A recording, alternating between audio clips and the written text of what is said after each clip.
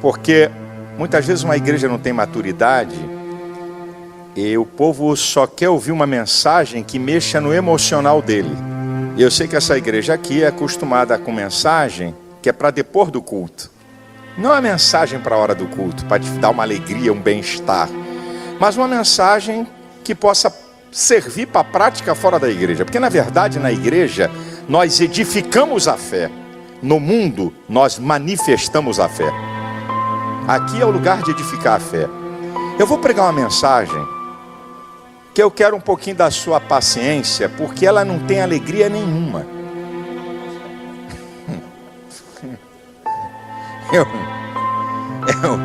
Eu queria informar para você que o que eu vou pregar aqui é uma mensagem de confrontação. E, como eu disse ainda há pouco, eu não prego para vocês, né? A mensagem é para nós. O tema da minha mensagem, e fique tranquilo que eu não vou esgotar o assunto, não dá para esgotar assunto numa mensagem. O tema da minha palavra, e tenha muita paciência e fique aí até o final, aguenta firme aí. Tem coisas muito importantes para a sua vida, é onde nós estamos errando. Só pelo tema você já viu que é onde nós estamos errando. Falar de acertos é fácil, falar de erros dói. Apontar erro de pecadores é a coisa mais fácil do mundo. Mas fazer confrontação com o nosso cristianismo, aí meu filho, aí é a coisa mais embaixo. Eu tenho aprendido que a virtude de uma pessoa não são seus acertos, é reconhecer seus erros e corrigir suas rotas. Eu não estou dizendo que tudo que eu vou falar aqui encaixa para você, mas eu garanto que alguma coisa que eu vou falar aqui vai chegar em você, como chegou para mim. Então eu escolhi algumas coisas para confrontar o nosso cristianismo, tá? Eu podia ler qualquer versículo, porque a cultura da pregação brasileira é que você tem que dizer um versículo no início. O americano não está nem aí. De vez em quando ele cita um versículo, de vez em quando ele não cita versículo nenhum, ele cita o versículo no meio da mensagem, no final da mensagem. Mas eu, como sou um bom brasileiro, né, não vou fugir da regra. Então eu vou citar um versículo que tem a ver, na verdade, com aquilo que é para a gente não continuar errando, que é Atos 3,19. Não precisa nem abrir, eu cito: arrependei-vos, pois, e convertei-vos, para que sejam apagados os vossos pecados, e venha o tempo de refrigério pela presença do Senhor. O texto tem a ver o seguinte: a gente está errando, então tem que se arrepender, certo? E se converter, isso é mudar de rota e entrega total. Então, vamos conjecturar aqui onde é que nós estamos errando. Eu sei que tem amigos aqui que não são evangélicos, ok? Para você não pensar que o evangelho é apenas para falar do erro dos outros, é uma confrontação com o nosso cristianismo, para a gente melhorar de vida. Então, número 1, onde é que nós estamos errando? Primeiro, o abuso da graça. O que é a graça? A graça é a caris de Deus, é o favor benevolente, imerecido, espontâneo, amoroso de Deus para o homem. Você sabia que diversas religiões têm a palavra perdão? Você sabia que diversas religiões têm a palavra amor? Você sabia que diversas religiões usam a palavra e a virtude, né, e o atributo, não é, da misericórdia, da bondade? Mas a graça é uma palavra una, só o evangelho usa. Você sabe que a expressão máxima da graça é a morte de Cristo por nós. Ali está a expressão máxima da graça. Mas a natureza é graça, o ar que você respira é favor. Alguém paga o ar aí? Pastor, meu nariz é maior, a minha taxa é... Estou tendo Jeová baixou um decreto agora que aumentou, que eu estou puxando muito ar. Não, então é graça. Onde é que é o abuso da graça? Eu vou dizer para você. É que tem gente dentro da igreja que pensa que pode levar uma vida de pecado e de iniquidade, e que depois Deus vai quebrar o galho dele. Na igreja da glória a Deus, na igreja da aleluia, na igreja dá até oferta, mas lá fora continua com os mesmos pecados. Adultera, se prostitui, dá golpe nos outros, frauda. Ok? Mas Deus é amor. Deus é amor. Pastor, eu até sinto legal, eu até falo língua estranha quando eu estou no culto. Eu sinto o poder de Deus, sabe? Deixa eu dizer um textozinho para você, que está em Mateus capítulo 7, versículo 21. Nem todo aquele que me diz Senhor, Senhor entrará no reino dos céus, mas aquele que faz a vontade. É o que faz, não é o que diz. Pode dar glória a Deus que você quiser, pode dar um aleluia que você quiser, pode falar o que você quiser. Evangelho não é o que você diz, é o que você faz. Também tem um textozinho, esse aqui é mais pesado. O apóstolo Paulo em Romanos 11, capítulo 21, 22 diz assim: se Deus não poupou os ramos naturais, vai nos poupar? Aí ele vai dar um conceito. Devemos, pois, considerar a bondade e a severidade de Deus. Para com os que caíram, a severidade. Para conosco, a benignidade. Se permanecermos na benignidade, senão também seremos cortados. Se você pensa que pode vir dentro da igreja com a cara lavada e com amante, se você pensa que pode vir na igreja com a cara lavada, indo para o motel com a namorada, se você pensa que você pode vir na igreja com a cara lavada, dando glória a Deus, dando oferta, dando dízimo e tendo ativismo na igreja, e que no final Deus vai quebrar teu galho, tira o cavalinho da chuva, meu brother. Porque Romanos 6,23 diz que o pagamento do pecado é a morte. Esse aqui é um erro de alguns cristãos. Querido, eu não estou dizendo aquele que está na igreja lutando para vencer pecado, porque aqui é o hospital de Deus. Fica aqui, não vai embora não. Não estou falando disso não. O cara está aqui, mas está lutando. Não, eu tenho que vencer isso. Não, Jesus me ajuda. Não estou falando isso. Eu estou falando do cara que está aqui, chora, dá glória a Deus, mas quando sai daqui vai para a iniquidade. É quanto mais. Não tem arrependimento, só tem remorso. Mas não se arrepende, porque arrependimento é você sair do caminho do erro e entrar pelo caminho do acerto. Então tem muita gente que está dentro da igreja pensando que isso aqui é um clubinho emocional para aliviar as tensões da vida. Alguém está pensando que a igreja é um lugarzinho legal, bacana, para terapia coletiva. E que Deus é tão legal, que Deus é tão bacana, que eu posso viver na maior da safadeza de vida dentro da igreja, e que depois Ele vai quebrar meu galho. Deus não é macaco gordo.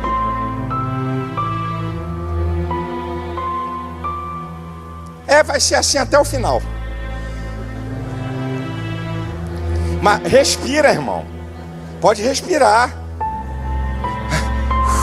1, 2. Onde é que nós estamos errando? Segura aí, brother. Falta de relacionamento profundo entre irmãos.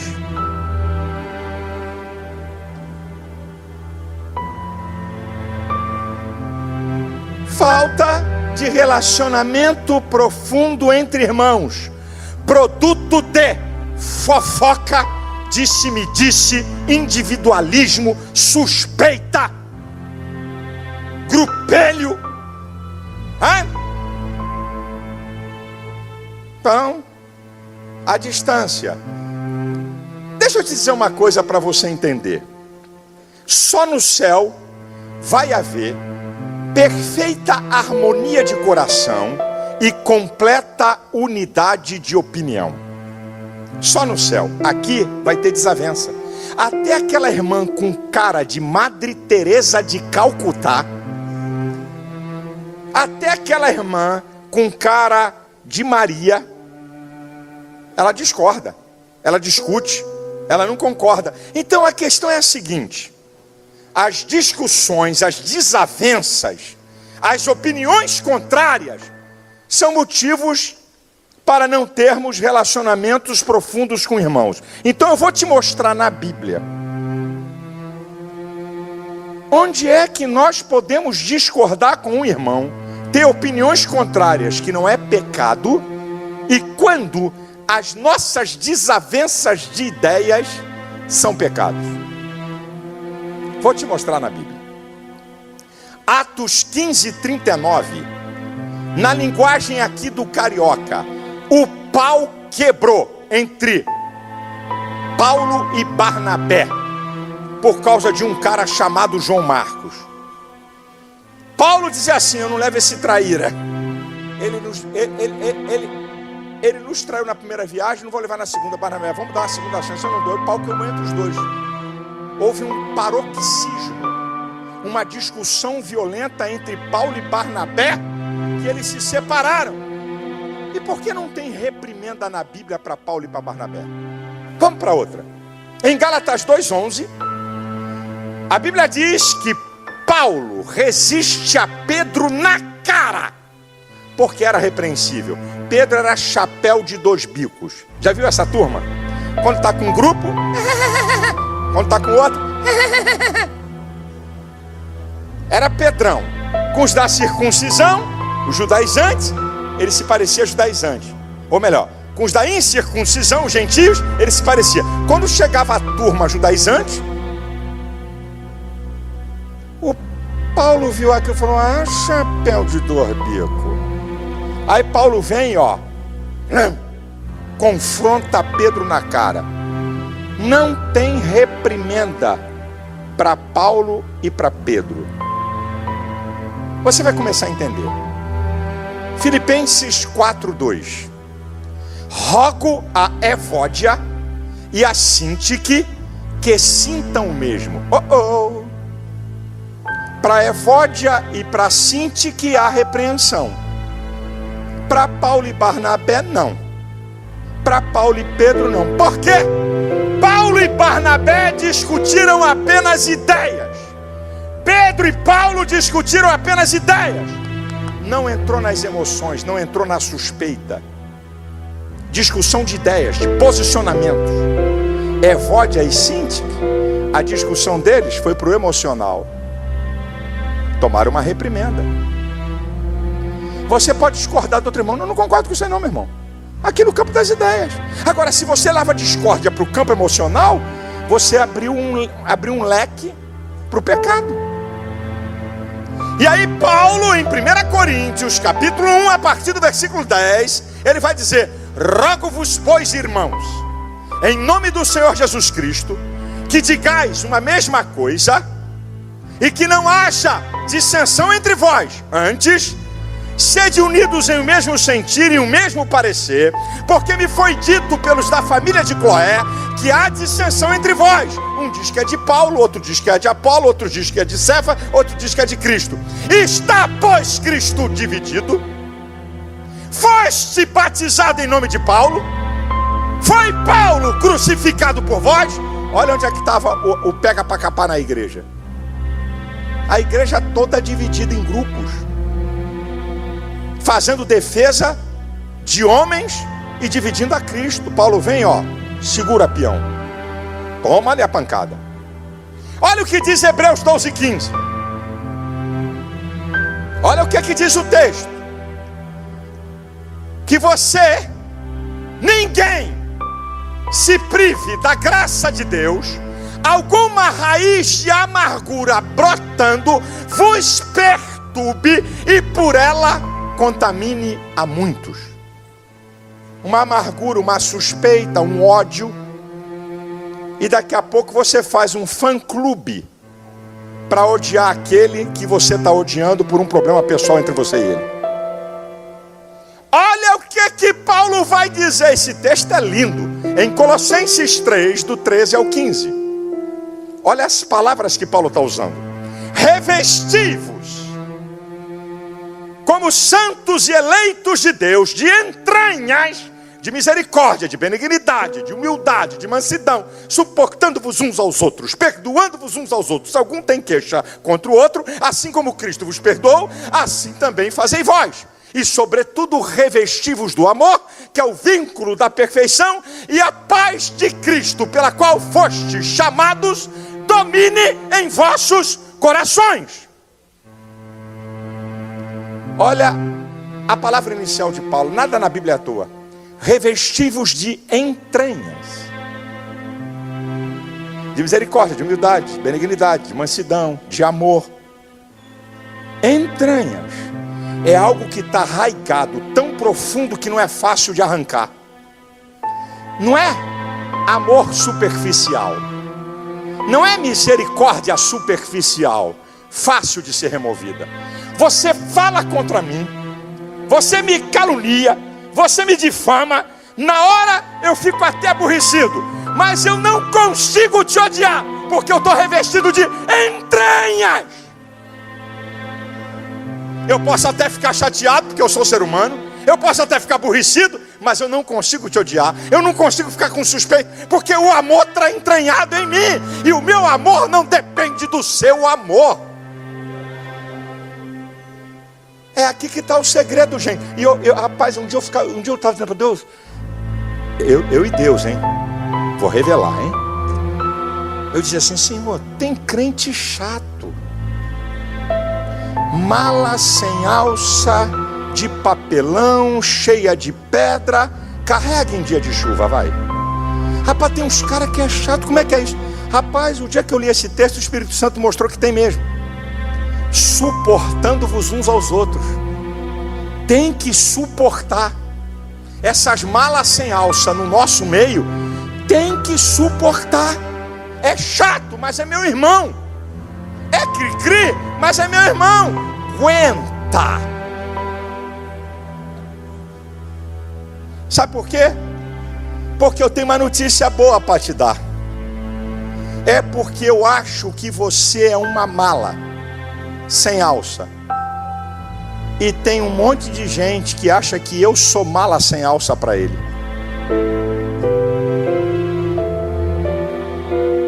Então a gente tem que se suportar. Olha que coisa incrível está na Bíblia, gente. 6 coisas que aborrece ao Senhor, e a 7ª ele detesta. 6 aborrecem. Qual é que ele detesta? O que semeia contenda entre irmãos.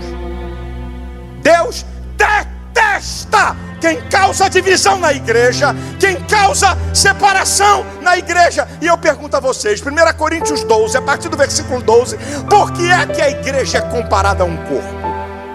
O que é um corpo? Um conjunto de membros interdependentes. Nenhum membro do corpo sobrevive fora dele. Já viu transplante? Arranca o coração, rapidamente tem que ser transplantado, senão perde. Primeiro, que nenhum membro sobrevive fora do corpo. Segundo, que cada membro depende um do outro. Ninguém é descartável aqui. Todos são importantes. Se você entende que todos são importantes, então você entende que para a tua sobrevivência o outro é importante, porque você sabia. Rapaz, eu tive um problema de vitamina, que as minhas unhas nasciam para baixo. Por problema de vitamina, o médico descobriu, então a minha unha não tinha força para nascer. Você não entende, você pensa que unha encravada você sabe porque você cortou a unha errada. As minhas unhas encravavam por falta de força. Filho, até o médico descobrir, até essa história. Filho, amados do Senhor, por causa de uma unha encravada no dedão, eu já tive febre.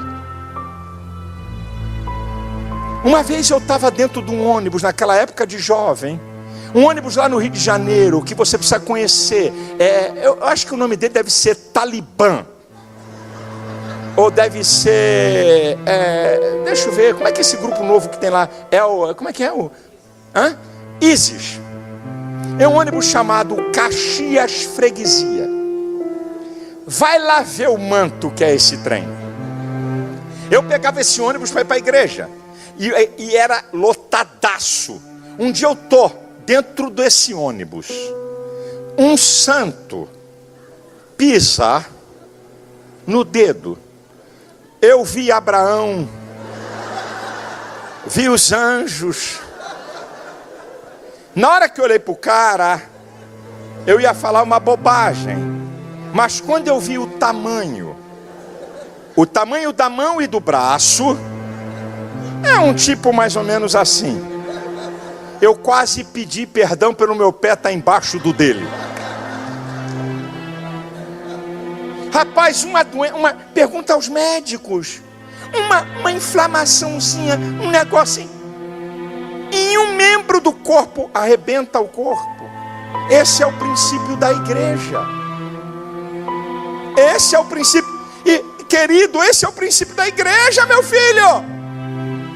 Relacionamentos profundos. Agora, sabe que tem dissensão na igreja? Paulo diz por quê? Filipenses 2:3. Nada façais por contenda ou por vanglória. Cada um considere o outro superior a si mesmo. O problema é que o cara se considera superior a todos. Ele nunca considera o outro superior. Ele é que é. Eu sou o cara. Esse cara sou eu. O dono da cocada. Então nós erramos. Porque o relacionamento profundo. E nisto, João 13:35. E nisto todos conhecerão que sois meus discípulos, se vos amardes uns aos outros. É a marca do cristão. Erramos por mantermos relacionamentos superficiais no corpo de Cristo. Terceiro, onde é que nós estamos errando? Eu escolhi só algumas coisas, fica tranquilo. Você vai em casa, para casa inteiro. Onde é que nós estamos errando? Segura aí. Falta de compaixão para com os pecadores. Para quem nós temos que pregar? Jesus disse em Marcos 16:15: ide por todo mundo, é para pregar para todo mundo. Quando é que eu tenho que pregar? 2 Timóteo 4:2, Paulo diz: pregue a tempo e fora de tempo. Porque é importante eu pregar o evangelho. Tiago 5:20 diz que se você converter um pecador do seu pecado, você cobre uma multidão de pecados e livra uma alma do inferno. Romanos capítulo 10, a partir do versículo 13 diz: todo aquele que invocar o nome do Senhor será salvo. Como invocarão de quem não creram? E como crerão de quem não ouviram? E como ouvirão se não há quem pregue? E como pregarão se não forem enviados? A Bíblia diz em Romanos 10:17 que a fé vem pelo ouvir e ouvir a palavra. Você está pregando para quem? 007 evangélico? Nós estamos cheios de agente secreto. Ninguém sabe que eu sou crente. Só falta a música. Tchan, tchan, tchan, tchan, tchan, tchan, tchan. Falta de compaixão, meu irmão. As maiores mensagens de Jesus na Bíblia foi para uma só pessoa, não foi para a multidão. O texto áureo da Bíblia, João 3:16, estava pregando para uma pessoa, Nicodemos. Jesus para multidões para falar com uma pessoa. Parou uma multidão por uma mulher do fluxo de sangue. Parou uma multidão por causa de um cego. Deixou de lado a irritação dos discípulos por causa de uma mulher. As maiores mensagens de Jesus foram pregadas para uma só pessoa. Então eu vou dizer: por que muita gente não prega o evangelho? Segura aí. Marcos 8:38 diz assim: todo aquele que se envergonhar de mim, das minhas palavras, nessa geração adúltera e pecadora, eu me envergonharei dele quando vir na glória com os meus anjos. Tem vergonha do evangelho? Tem vergonha de dizer que é cristão? Tem vergonha? Tem medo de ser confrontado por essa sociedade pecadora? Tem medo de ser confrontado pelo politicamente correto? O que é o politicamente correto? É o que aceita a liberação das drogas, do aborto, do homossexualismo. É o politicamente correto. Eu não quero confronto com o politicamente correto. Não vos conformeis com este mundo, mas transformai-vos pela renovação do vosso entendimento, para que experimenteis qual seja a boa, perfeita e agradável vontade de Deus. Nós não estamos aqui para falar o que o mundo quer ouvir. Nós estamos aqui para confrontar a cultura do mundo. Porque a cultura do reino de Deus é uma contracultura, a cultura do mundo. Você está aqui para ser luz. Você está aqui para brilhar. Você está aqui para falar de Jesus. Rapaz, sabe qual é o problema? Você foi feito para pregar, você não foi feito para salvar. E eu tenho uma notícia para te dar que você talvez não tenha ideia da autoridade que está em você. Você sabia que o evangelho salva e condena? Você sabia que quando você prega o evangelho, você está dando uma sentença de vida ou de morte para quem você está pregando? Eu te provo na Bíblia. Vamos para o textório da Bíblia? Porque Deus amou o mundo de tal maneira que deu seu Filho unigênito para todo aquele que nele crê não pereça, mas tenha vida eterna. Porque Deus enviou seu Filho ao mundo não para que condenasse o mundo, mas para que o mundo fosse salvo por ele. Agora segura. Quem nele crê não é condenado, mas quem não crê já está condenado, porquanto não crê no unigênito Filho de Deus. Eu não prego o evangelho só para salvar. Agora não sou eu que determino quem vai ser condenado ou quem vai ser salvo. A minha obrigação é compartilhar o que Jesus fez na minha vida e que pode fazer pela vida dessa pessoa que você tem relacionamento. A verdade é que estamos vivendo um evangelho egocêntrico e não cristocêntrico. Um evangelho do meu interesse, um evangelho da minha demanda, e o cara do lado está indo para o inferno, clamando por uma palavra, e você não tem sensibilidade e discernimento espiritual para entender que você é um agente de Deus para a mudança daquela vida.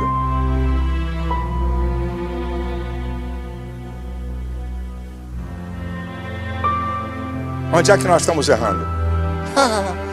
Eu vou beber um pouco d'água para essa. Ai, a chapa agora vai ficar bonita.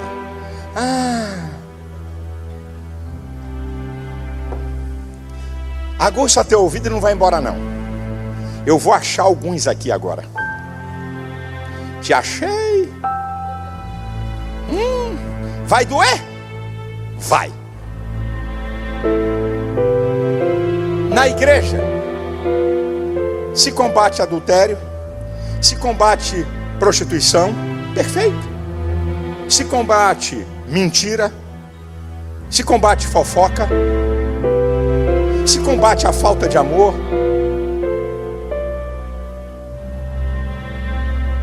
A prostituição, é verdade.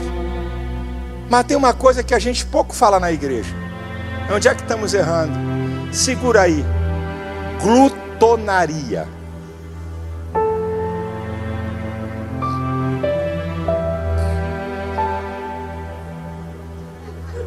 Não vai embora não, pode ficar.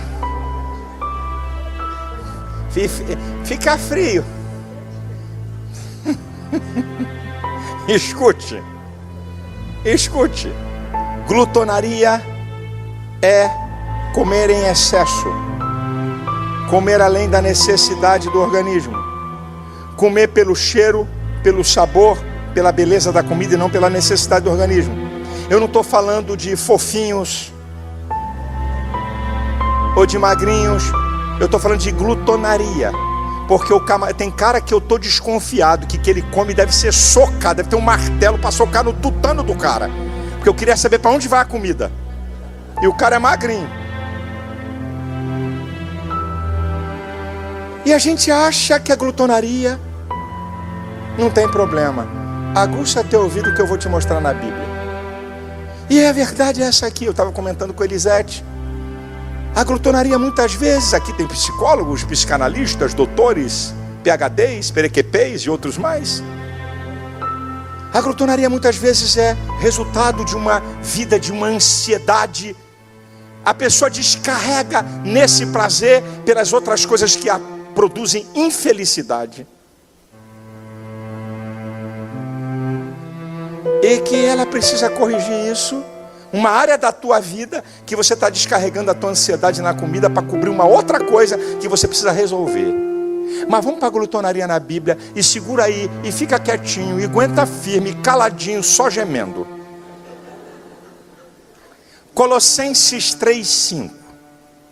Mortificai os vossos membros que estão sobre a terra. Sabe o que significa isso?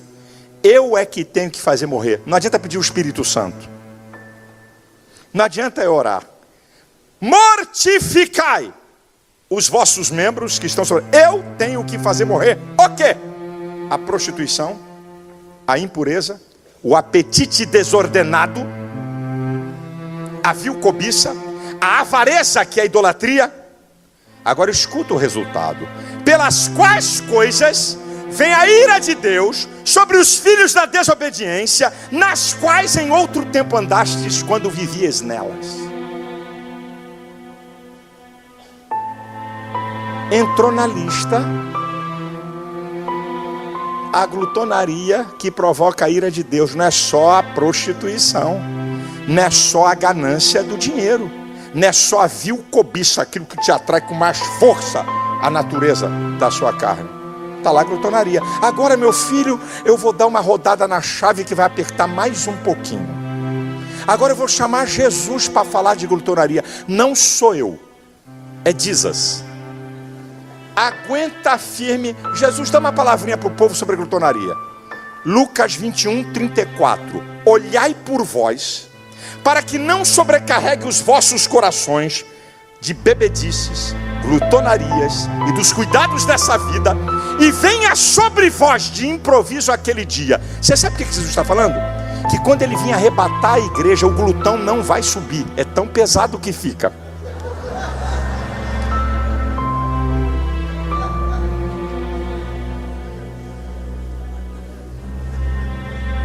Não sou eu.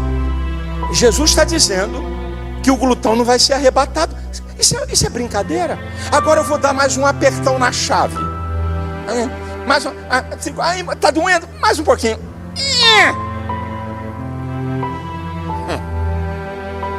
Gálatas capítulo 5, do versículo 19 e 21, vem as obras da carne. Aí vem uma lista. Lá dentro, glutonaria.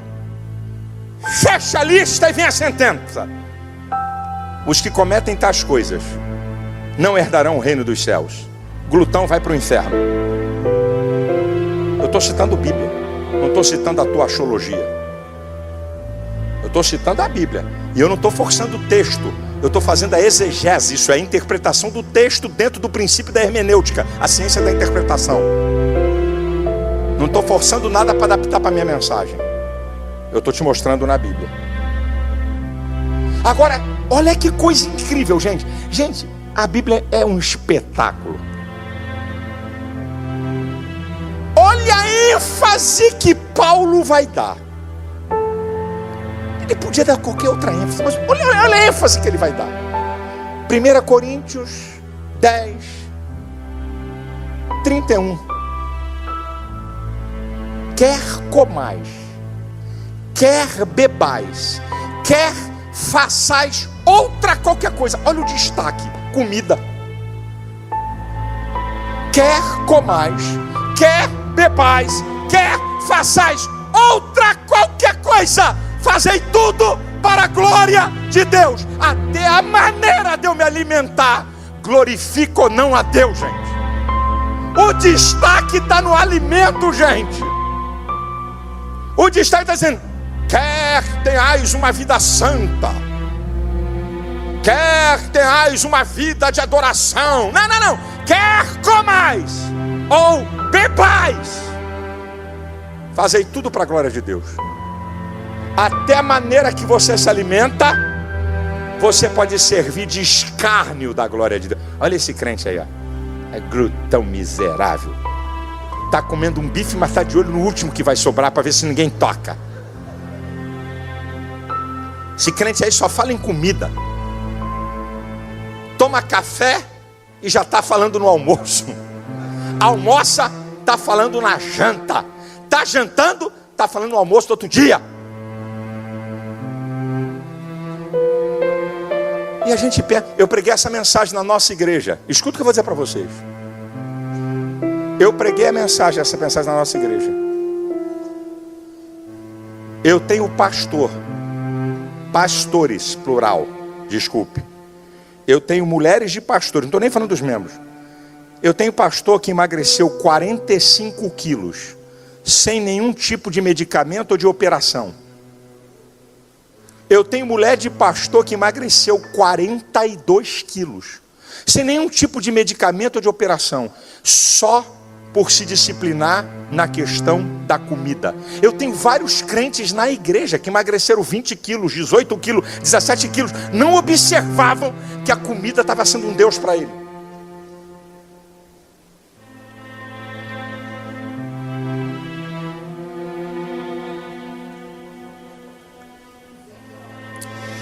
Não tem nenhum glorinha para disfarçar.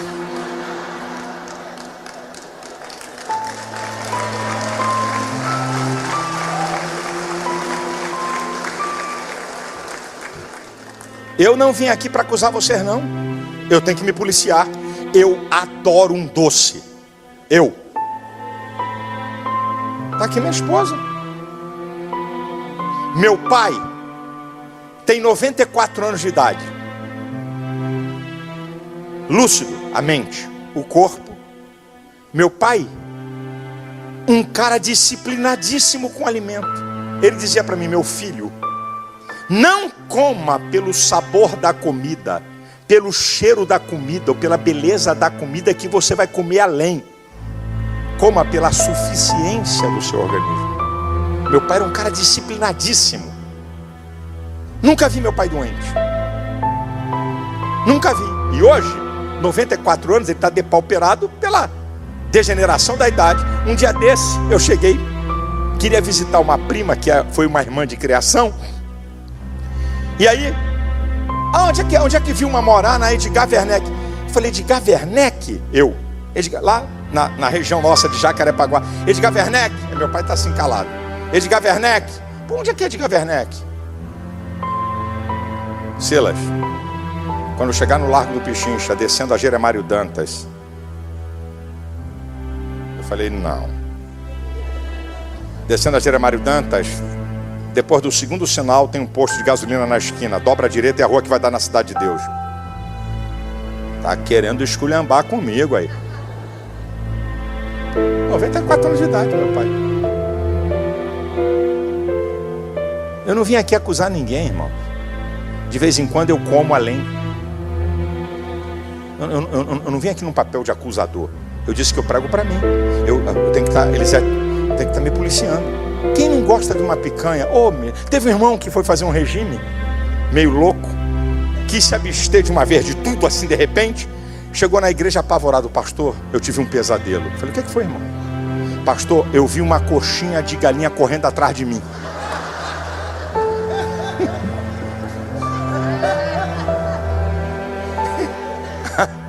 Aí, me dá vontade de eu me encontrar. Pastor, não foi só isso não.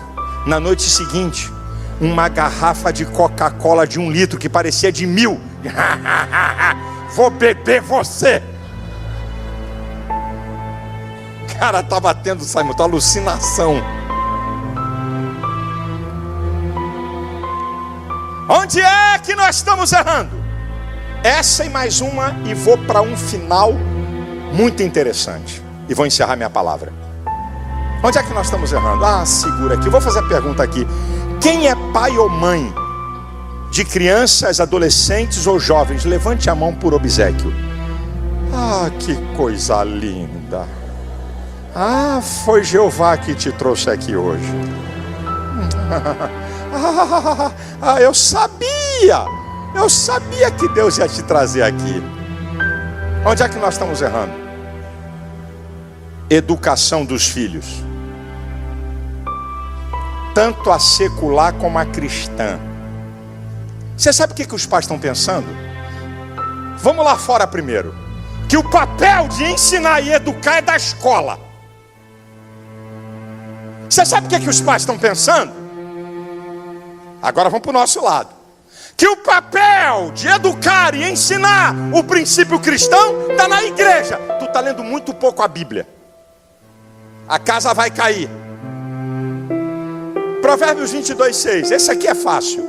Ensina a criança no caminho que deve andar, para quando envelhecer, não se arrepender, não se desviar dele. Ok? Ensina a criança. Agora vamos para o Novo Testamento, Efésios 6:4.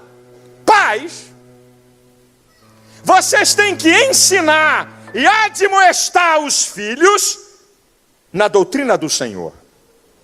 Você sabe o que está acontecendo hoje, senhores? Os pais não querem gastar tempo, porque educar dá trabalho, ensinar dá trabalho. Então os pais não querem perder o seu precioso tempo, porque tem muitas ocupações para educar e ensinar. Escutem, eu sou um profeta de Deus para a tua vida. Eu tenho medo de falar certas coisas. Tem hora que eu tenho medo, porque eu sei o que é que eu estou falando e sei o que é que Deus está me usando para falar. Os pais hoje, porque são painacas, querem substituir a sua presença e o seu papel, dando tudo para os filhos. Aí, o moleque tem 8 anos, tem 9 anos e ganha um smartphone, porque os outros coleguinhas têm e o teu filho não pode ficar antiquado. Então eu vou falar da minha igreja, eu não falo da igreja dos outros. Eu pregando sobre isso, eu venho batendo na igreja sobre isso. Você é louco? Você perdeu o juízo? Como é que você entrega um smartphone que tem acesso à internet a um pirralho de 9, 10 anos? Você está maluco? Eu vinha dizendo isso na igreja. Uma garota de 9 anos da igreja, eu vou resumir a ópera, foi violada por um cara de 26 anos. Meu filho, é um clique está na pornografia, um clique. O outro coleguinha da escola ensina ele onde é que ele vê pornografia. Você acha que homossexualismo é condição? Não, é comportamento. E comportamento se aprende, se imita, porque o ser humano é o ser mais social que existe. Ele, para crescer e se desenvolver, depende de relações sociais, que vão determinar condutas e comportamentos. E os pais, então, o teu filho, meu irmão, está cheio de professor esquerdopata, petralha, ativista gay, ensinando todo tipo de lixo moral. O teu filho fica mais com essa gente do que com você. Eles estão 5 horas com essa gente, sendo bombardeado violentamente para destroçar a família. É uma ideologia, olha o nome, ideologia de gênero. Sabe quem é o pai dessa porcaria do inferno? Marx. Sabe qual é a ideia? Ele descobriu que o último reduto de poder na sociedade é a família. Então qual é a tática? Destrói a família para fazer uma massa de informes para ser manipulado por uma elite política. Quando eu comecei a denunciar isso, pastor, o que é que o senhor tem? Eu vou só dar um nome para não entrar no detalhe. Vai ser proctologista. Está entendendo o que eles estão dizendo, né? Está entendendo? Quer tomar conta dos outros? Vai ser proctologista. O que o senhor tem? Eu falei, gente, a questão não é uma prática sexual. A questão é uma ideologia. Eu não tenho nada contra a prática sexual de ninguém, porque eu não sou Deus. É uma ideologia.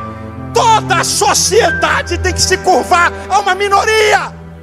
Estão acabando com comemoração de dia de mães e pais na escola, e nós estamos igual uns panacas aceitando isso. Agora é dia do cuidador. Agora o cadastro da Polícia Federal não tem mais pai e mãe, e nós estamos quietos igual uns panacas. Estão ensinando a ideologia de gênero, como que se alguém... Eu perguntei ao presidente da ABGLT na última audiência pública do Estatuto da Família, porque eu tive muita briga com esse cara, ele dizendo que o cara nasce homossexual. Aí nessa última eu falei, agora eu pego ele. Falei, filhinho, e agora? Nasce homossexual ou é ideologia de gênero? Mudou? Porque a ideologia de gênero diz que você não é masculino nem feminino. Você é aquilo que você quer ser em qualquer época. E a ideologia de gênero esconde, porque a ideologia de gênero prega o sexo livre. Ela é a favor do incesto, ela é a favor da pedofilia. E eles só não falam isso porque a sociedade ainda rejeita. Mas como é que você muda a cabeça e o comportamento de uma sociedade? Uma mentira 1000 vezes repetida passa a ser uma verdade. No parlamento do Canadá, 2 PhDs em psicologia e psiquiatria foram defender que uma criança de 10 anos pode ter relação sexual. A BBC de Londres fez um documentário com um pedófilo, e eu assisti o documentário. O engendrado no quinto dos infernos. O cara vem dizendo assim: olha, podem me punir, podem até me matar, mas eu nasci assim. O homossexualismo, sabe como é que o homossexualismo foi banido como doença da sociedade de psiquiatria? Não foi por estudos científicos, foi pelo voto. Sabe como é que foi banido? 54% a favor e 46% contra, porque tinha uma pressão da mídia. A ciência se curva a uma ideologia. Não foi banido porque chegaram a uma conclusão científica, foi banido por pressão de mídia. 54-46, vai ler a história. E você quer que a escola eduque teu filho? E você quer que a escola ensine seu filho? O papel principal é teu, meu chapa. É teu, minha querida. Ou nós vamos ensinar. Aí joga aqui na igreja. Pastor ensina. Tem que ensinar, porque você em casa não ensina porcaria nenhuma. E querido, 3 coisas principais que os pais deixam para os filhos. Segura aí. Exemplo, exemplo, exemplo. Quando é que teu filho viu você de joelho orando? Quando é que teu filho viu você com a Bíblia aberta? Quando é que você reuniu sua família e disse assim: vamos dar a mão, vamos fazer uma oração? Deixa eu ler um trecho da Bíblia para você. Não é pregar não, meu irmão. Não vem aqui se esconder. Pô, eu não sei ensinar. É difícil citar a Bíblia? A Bíblia é o único livro que o autor está presente. A Bíblia é o livro que Deus fala sem precisar da minha retórica ou da minha emoção. Eu cansei de ver meu pai e minha mãe de joelho dobrado orando por mim e pelos meus irmãos. Na minha casa tinha culto doméstico, não tinha colher de chá, velho Malafa não dava refresco. Você sabe que eu estou citando o texto da Bíblia aqui para você? Ou você pensa que sou mais inteligente que você? É porque desde 6 anos de idade meu pai me treinou a guardar texto da Bíblia. Eu ficava com uma raiva. Mas pergunta aqui: o que uma criança aprende entre 6 e 12 anos é o famoso período da lateralização. A parte do cérebro está sofrendo maturação para o aprendizado. Uma criança que tenha uma tendência numa área, por exemplo, jogador de futebol, se ele for treinado e ele já tiver aquela aptidão e for desenvolvido nessa época, meu irmão, vai ser craque. Tocar piano, uma coisa, qualquer coisa que aquela criança seja desenvolvida e que ela goste, que seja desenvolvida com força. Meu pai que me sentava e lia a Bíblia e dizia: repete essa frase, Silas. A segunda frase, repete de novo. Amanhã eu quero ver, você vai me citar. Eu tinha 6 anos de idade. Eu não cito Bíblia porque eu sou mais inteligente que ninguém não, meu irmão. É porque eu aprendi isso na idade de 6 a 12 anos e pratiquei isso a minha vida toda. E hoje eu estou com 57. Então há 51 anos de idade que eu leio Bíblia e guardo o texto. Eu não preciso de meia hora para guardar 10 versículos da Bíblia. Mas não é porque eu sou mais inteligente que ninguém. Eu fui treinado.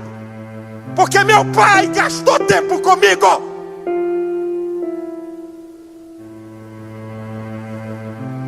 Qual vai ser o legado para essas gerações? Qual vai ser o futuro da igreja, gente? Meu irmão, nós estamos vendo dias terríveis. Pergunte a pastor. Filhos de pastores envolvidos em homossexualismo, em pornografia. Vai ver a história. Um coleguinha começou a mostrar na internet. Ele começou a gostar. Lesbianismo. E esses bandidos, esses pilantras, vêm dizer para mim que o cara nasce. Quer dizer que uma mulher, uma cantora famosa, quase 30 anos casada, mãe de 3 filhos, ela já nasceu homossexual. É fruto da promiscuidade, rapaz. Você sabe o que é o homossexualismo? Um vício contra a natureza.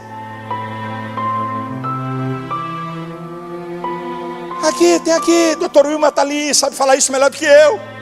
Isso aqui é ciência. A criança, quando nasce, tem uma predisposição de herdar características psicológicas do sexo que veio. Isso aqui não é teologia, isso aqui é ciência. A criança não sabe distinguir entre ordenança, informação. Ela não distingue isso.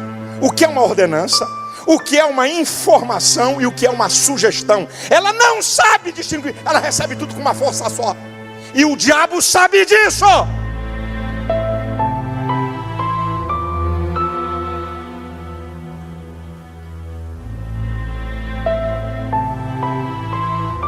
Você senta com teu filho para falar de Cristo?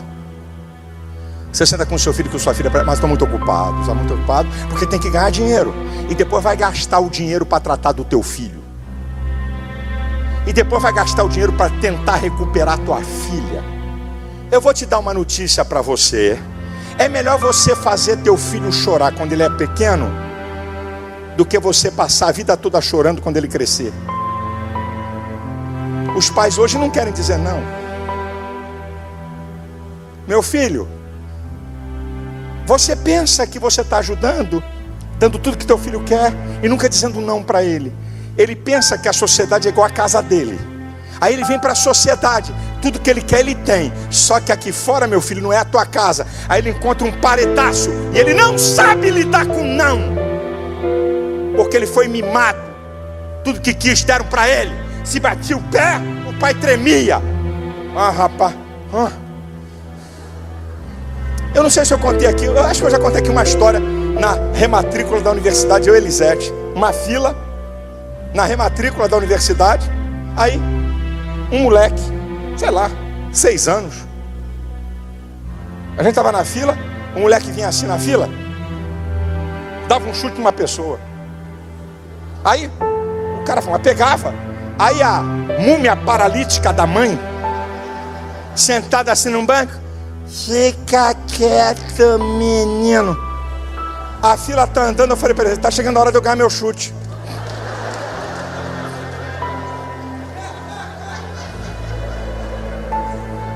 Eu falei para Elisete, isso aqui não vai prestar hoje. A Elisete, o estilo dela, o sangue de Jesus tem poder. Silas, pela mão. Eu falei, isso aqui não vai prestar. Eu não vou ganhar bico de moleque. Aí ele rodopiava, dava uma garganta, chutava uma pessoa, rodopiava, aí a fila está andando. Quando ele foi chutar o cara da minha frente, eu estava com os olhos como chama de fogo. Eu estava assim para ele, a criança tem uma percepção. Eu estava assim para ele, fazendo assim, ó. Aí ele deu um chute. Tem um hino, chegou a sua vez. Não tem um hino aí? Chegou a minha vez, meu braço cruzado, olhei para ele. Olha aqui, olha a sagacidade e a inteligência do moleque. Aí ele fez assim, ó. Eu estava ali, ele fez assim, ó. Me ameaçou para ver a minha reação. E eu, assim para ele. Fez a segunda vez.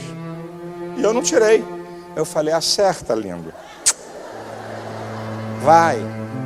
Aí a terceira ele fez assim. Olha aqui, olha a mensagem que ele estava passando para mim. Ele fez assim, ó. Eu não te dou um chute, mas eu encosto em você. Aí eu já estava preparado, porque eu já vim preparado para a minha tática. Aí eu, quando ele me encostou, eu tive uma reação que eu não esperava. Eu peguei ele pelo braço e disse assim, meu filho, bem alto. Tua mãe não te ensinou a respeitar adulto, não? Aí a múmia paralítica ressuscitou.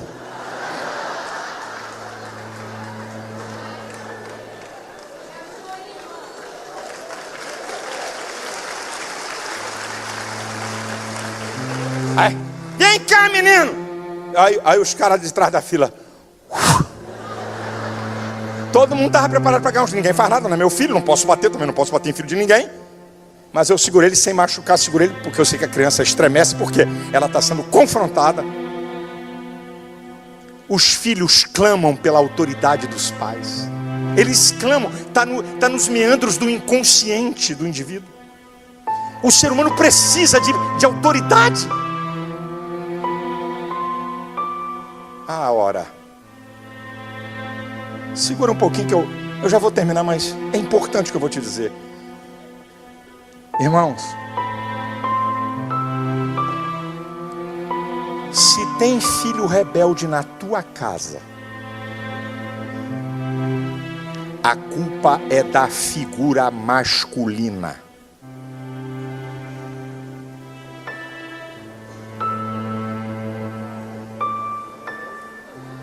Ô mulher, tu não tá vendo esse moleque não? A síndrome de Adão tá em tu, homem. O que você acha que é o papel da autoridade? Eu não vou pregar aqui sobre isso não. Eu vou te dizer, a autoridade vale para qualquer nível de autoridade. Governador, o pastor, o pai. Existem 7 elementos fundamentais para você dizer se alguém é autoridade ou não. Não é só porque tem o nome de autoridade. Papel da autoridade: promoção, provisão, proteção, lei, ordem, coesão e liderança. Esse é o papel do homem no lar. E é o papel de qualquer autoridade. Qualquer governador, qualquer prefeito, qualquer presidente da república, qualquer diretor de empresa, qualquer pai, qualquer pastor, é autoridade.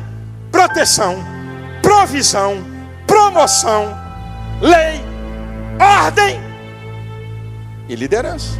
Eu falei liderança? E liderança. Lei, ordem, coesão e liderança. 7. Tem filho rebelde? Você está deixando de ser pai. Escute. Quando os filhos de Eli pecaram, você viu Deus chamar a mãe? Você viu Deus chamar a mulher de Eli? É você, o cara. A Bíblia diz que a Eva comeu do fruto e deu para o seu marido. Você vê Deus chamar a atenção de Eva? Chama por ele. Onde está você, Adão? Não falou nem com Eva. O pecado de Eva diz respeito às mulheres. O pecado de Adão diz respeito à raça humana e ao planeta Terra, porque ele tinha autoridade. O pecado da Eva tem a ver com as mulheres. A sentença do pecado. O pecado de Adão tem a ver com a raça humana e a natureza que envolve o planeta.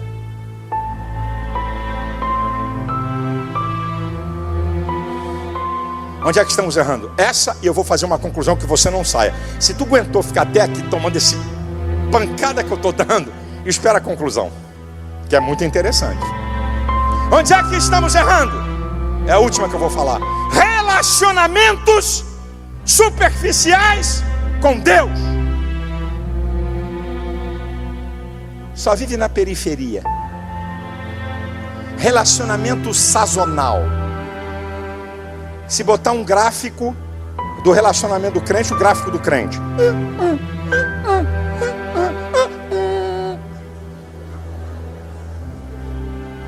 Um dia é santo, um dia tem fogo, um dia tem poder.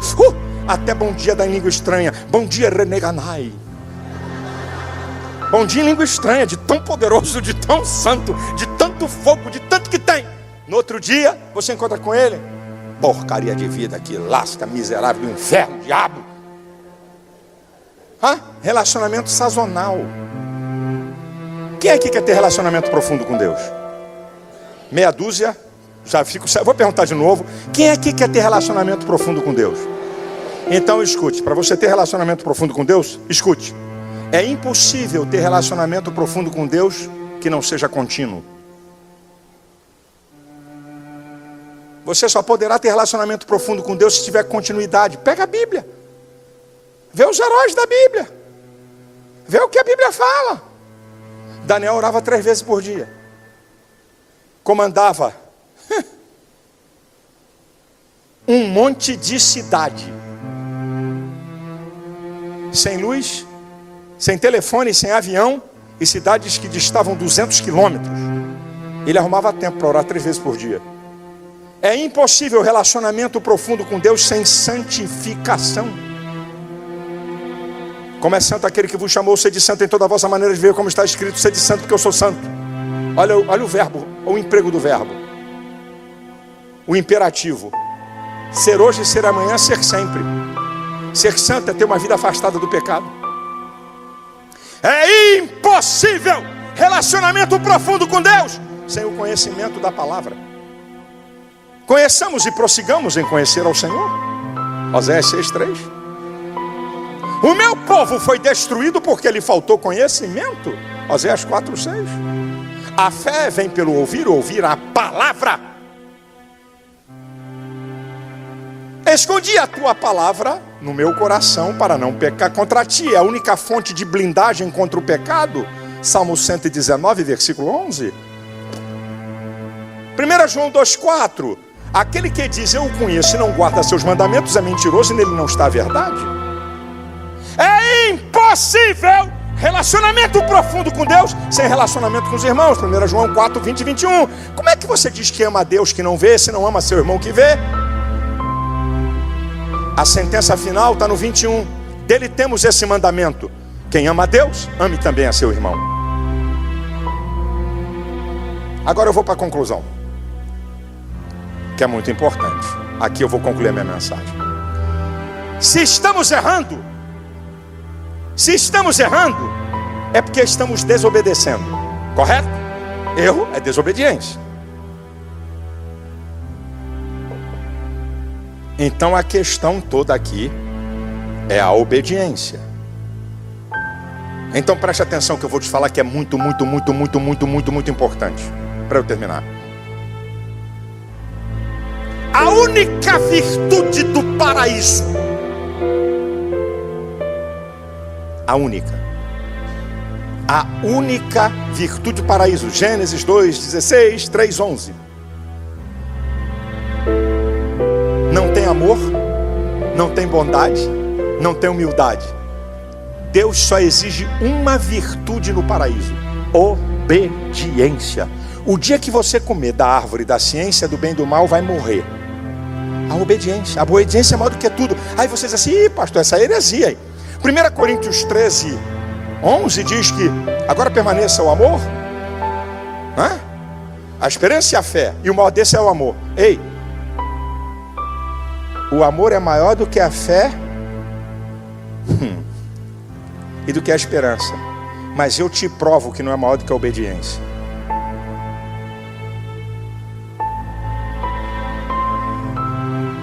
Qual é a maior marca da nossa manifestação do nosso amor para com Deus? É a obediência. Por que a obediência é maior do que o amor? Estou deixando o crente aqui em parafuso, mas vamos para a Bíblia. Meu negócio é a Bíblia. Amor na Bíblia é mandamento. 1 João 13:34. Um novo mandamento vos dou: que vos ameis uns aos outros, assim como eu vos amei. Mandamento. Você obedece ou não? Tem gente que pensa que amor é uma coisa que entrou pelo nariz, pela boca, não sei por onde. Eu passei a amar. Amei. Amar é uma decisão da vontade. Em instâncias e velocidades estupendas, a sua mente mandou uma informação para os teus sentimentos e para a tua vontade, de que você decidiu amar ou não aquela pessoa. Eu não sei. Eu a vi, não queria, mas amei. Não, você decidiu amar. Amar na Bíblia é mandamento. Se é mandamento, então a obediência está por cima. 1 Samuel 15:22. Tem o Senhor mais prazer em sacrifício do que quem se obedeça à sua palavra? Olha o prazer de Deus. Escute. Está na soberania de Deus o direito e a autoridade de exigir obediência e fazer dela aquilo que vai determinar o destino do homem. está na soberania de Deus. Depende da soberania de Deus o direito e a autoridade de exigir obediência e fazer dela aquilo que vai determinar o destino do homem. Agora preste atenção, aguça seu ouvidinho, neguinho, queridinho de Jesus. O que temos entre a queda e a restauração do homem? Qual é a coisa mais importante entre a queda do homem e a restauração? A obediência de Cristo. Romanos 5,19 diz que pela desobediência de um homem, muitos foram feitos pecadores. Pela obediência de um só, muitos serão feitos justos. Agora aguça seu ouvido para você entender. Presta atenção. O que é que determina que uma pessoa é Deus? Escute isso aqui.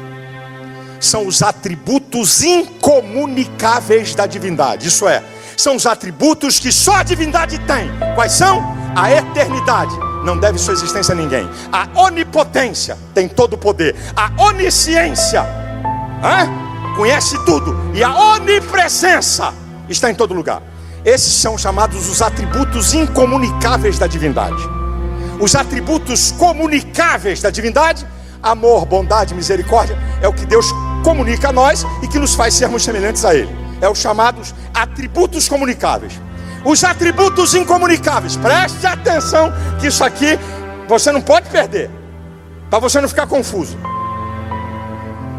Para que alguém seja chamado Deus, eternidade, onipotência, onipresença e onisciência, só existem 3 personalidades de um Deus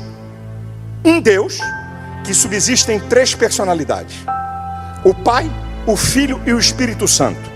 Essas personalidades de um único Deus me indicam que essas pessoas, eles são um único Deus que subsiste em 3 personalidades ou em 3 pessoas. E por que você pode dizer que essas 3 pessoas são Deus? Porque só elas possuem os atributos incomunicáveis da divindade. Eu estou construindo um raciocínio para você entender o que eu vou te falar. Então presta atenção. Na divindade, o Pai não é maior do que o Filho não é maior do que o Pai, o Espírito Santo não é maior do que o Pai. Há uma unicidade,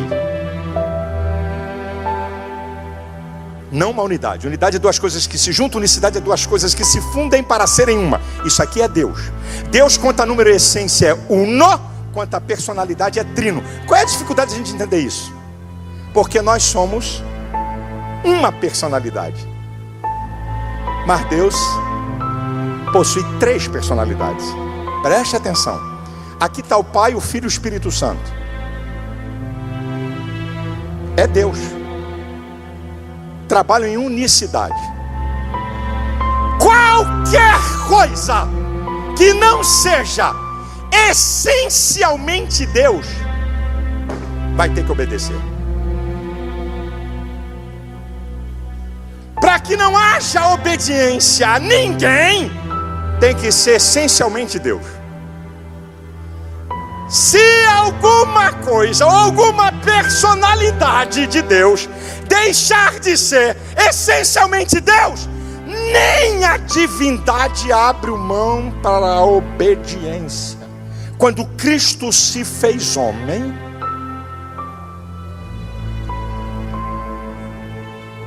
quando Jesus se fez homem, ele recebeu uma natureza humana. É o Deus conosco, é o Deus homem. Quando Cristo se faz homem, ele vai ter que obedecer. Porque Deus não abre mão nem para uma das suas personalidades, quando ela deixa de ser essencialmente só Deus. Eu te provo na Bíblia. Por isso que os anjos, por maior magnitude que tenha, eles não são essencialmente Deus. Por quê? Mesmo sendo espirituais, eles foram criados. Salmo 103, versículo 20. Bendizei anjos seus, magníficos em poder, que cumpris as suas ordens, obedecendo o poder da sua palavra. Não tem negócio. O que não é essencialmente Deus vai ter que me obedecer. Agora eu vou te provar isso com Jesus. Filipenses 2, a partir do versículo 5. De sorte que haja em vós o mesmo sentimento que houve em Cristo Jesus, que sendo em forma de Deus, não usurpou ser igual a Deus, antes aniquilou-se a si mesmo, tomando a forma de servo, fazendo semelhante aos homens, e como homem foi obediente até morte, e morte de cruz. Até Jesus teve que obedecer, pelo que Deus o exaltou soberanamente. Ele deu um nome que é sobre todo nome, para que o nome de Jesus se dobre todo o joelho dos que estão no céu, na terra, embaixo da terra, e toda língua confesse que Jesus Cristo é o Senhor. Para Ele ser glorificado, para Ele poder voltar à sua essência exclusiva de Deus, Ele teve que obedecer.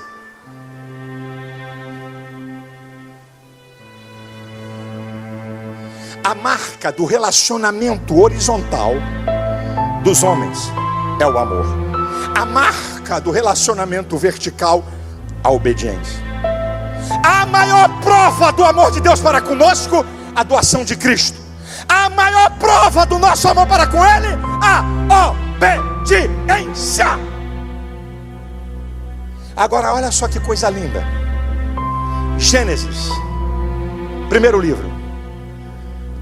Para estar no paraíso, tem que obedecer. Apocalipse, capítulo 22. O princípio não muda. Versículo 14. Bem-aventurado aqueles que lavaram as suas vestiduras no sangue do Cordeiro. Isso é, obedecer a Cristo, para que tenham direito à árvore da vida e possam entrar na cidade pelas portas. Não mudou a condição. Para estar no paraíso em Gênesis, tem que obedecer. Para voltar ao paraíso em Apocalipse, tem que obedecer. Eu termino dizendo isso aqui para você. A única coisa, escute o que eu vou te falar, ou melhor, a primeira e a última coisa que Deus requer de nós é simples, imutável e total: obediência. A igreja de pé.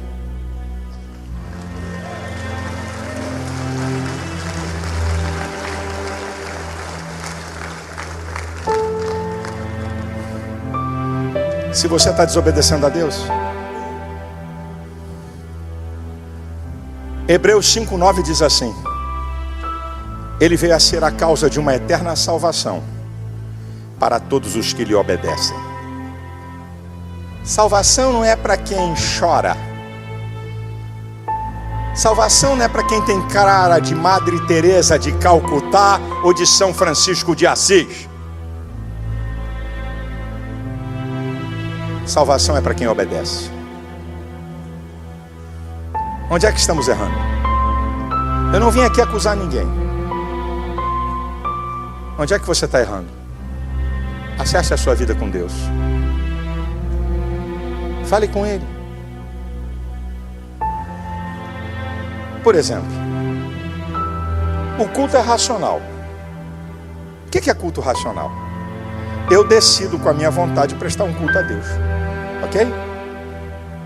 Então eu decido prestar um culto a Deus. Certo? Foi eu que decidi. O que é fiel? Aquele que cumpre aquilo a que se obriga.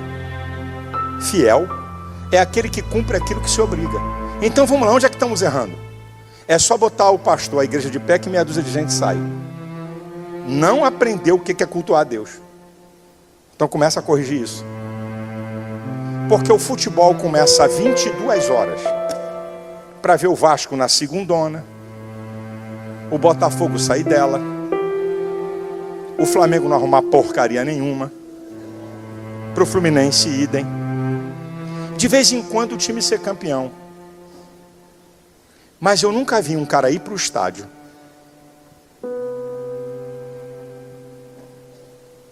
ele decidiu ir para o estádio. Ele decidiu assistir um jogo. O time está perdendo de 1-0. Precisa fazer 2-1. Aos 44 minutos o cara está lá. Vai dar 3 de prorrogação. Não, pode ser. Não fica triste comigo, eu não estou ofendendo ninguém, não estou falando nem do povo daqui. Mas lá no Rio de Janeiro, tem gente que não presta nem para ser torcedor de time de futebol. O pessoal da torcida do Flamengo, do Vasco, do Fluminense, do Botafogo, do Corinthians, do Santos, sei lá de quem, bota esse cara para fora, ele não presta para ser torcedor. Eu nunca vi um cara dizer assim: o jogo tá ruim, vamos embora. No intervalo: tá ruim esse jogo, vamos embora, não tá gostando muito não.